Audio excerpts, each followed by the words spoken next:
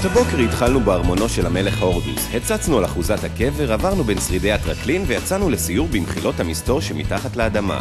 משם המשכנו למוזיאון למורשת גוש עציון כדי לשמוע את סיפור המקום מאז ועד היום. אחרי ארוחת הצהריים יצאנו למשחק ניווט בטבע, שילוב מושלם בין כיף, אתגר לנוף שלא נגמר.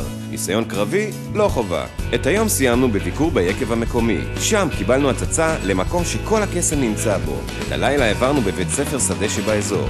היום השני התחיל בטיול ג'יפים, עברנו דרך חמת הביאר ועצרנו למנוחה תחת עץ אלון יפהפה שהפך לסמל של האזור כולו. בשעת צהריים הגענו לגן החיות שבמרכז החוויות, בית ליותר מ1,000 מינים של בעלי חיים. את היום סיימנו באומגה הארוכה בארץ, 400 מטרים פשוט בלתי נשכחים. אם את כל זה הספקתי לספר לכם בדקה, תחשבו כמה אפשר להספיק בסוף שבוע שלם.